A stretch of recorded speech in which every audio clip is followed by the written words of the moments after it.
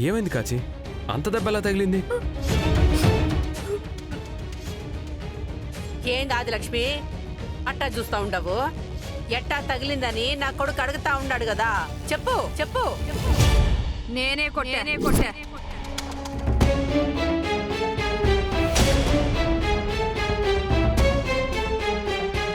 మీరు కొట్టారా?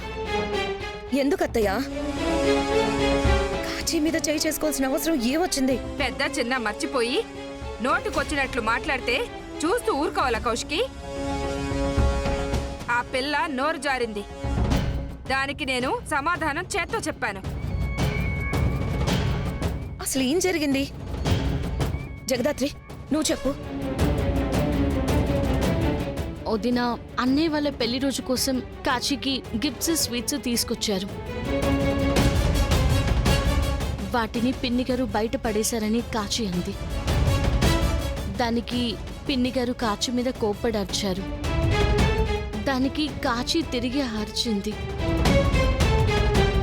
పిన్నిగారు ఆవేశంతో కాచిని కొట్టారు. వదిన, నన్ను చూస్తున్నావేంటి కౌశికి? నీ చెల్లెలు నాతో మర్యాద లేకుండా ఎందుకు మాట్లాడిందో అడుగు. అయినా ఏంటమ్మా, అసలేం జరుగుతుంది ఇంట్లో? ఈ ఇంట్లో నేను లేకపోయినా నా కుటుంబానికి ఏ అన్యాయం జరగదు, నా కూతురు సంతోషంగా ఉంటుందని నమ్మి నేను ఈ ఇంటికి దూరంగా ఉండి బిజినెస్ చూసుకుంటున్నాను. అలాంటిది ఈరోజు ఇంటికొచ్చి చూస్తే మీ అత్తయ్య నా కూతుర్ని కొడుతోంది, నోటికొచ్చినట్టు మాట్లాడుతోంది. నీ కూతుర్ని నువ్వు పద్ధతిగా పెంచుంటే నాకు కొట్టే అవసరం ఉండేది కాదు కదా. ఎందుకత్తయ్యా బాబాయ్ కోపం పెరిగేలా మాట్లాడుతున్నారు? ప్లీజ్ కాసేపు సైలెంట్గా ఉండండి. ఏంటమ్మా, నువ్వు పెంపకం గురించి మాట్లాడుతున్నావా? నీ కూతురు నీ భర్తని చంపి జైలుకి పోయింది. నీ కొడుకు ప్రేమించి పెళ్లి చేసుకుని కాపురాన్ని నిలబెట్టుకోలేకపోయాడు. నువ్వు పెంపకం గురించి, పద్ధతుల గురించి మాట్లాడుతున్నావా?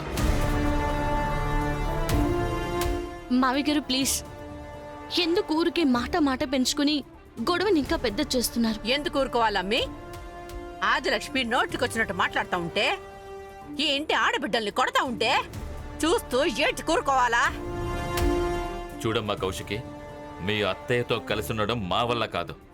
నీకు మీ కుటుంబం కావాలో లేదంటే మా కుటుంబం కావాలో తేల్చుకో. తమ్ముడు, ఏంటి బాబాయ్ ఇది? కొత్తగా మీ కుటుంబం నా కుటుంబం అని వేరు చేసి మాట్లాడుతున్నారు. మనదంతా ఒకటే కుటుంబం కదా బాబాయ్, మనం అందరం ఒకటే కదా. ఒకటే అనుకుంటే ఆవిడ నా కూతురి ఆనందం చూడలేక గిఫ్ట్స్ ని, స్వీట్స్ ని విసిరి కొడుతుందా? మీ అత్తయ్య ఇంట్లో అడుగు పెట్టినప్పటి నుంచి ఇంట్లో ఒక్కరైనా మనశ్శాంతిగా ఉన్నారా? ఈవిడ మనందరి మనశ్శాంతి పోగొట్టడానికే ఇంట్లో అడుగు పెట్టింది. ఈవిడ ఇంట్లో నుంచి వెళ్ళిపోతేనే కానీ మనందరం సంతోషంగా ఉండలేం.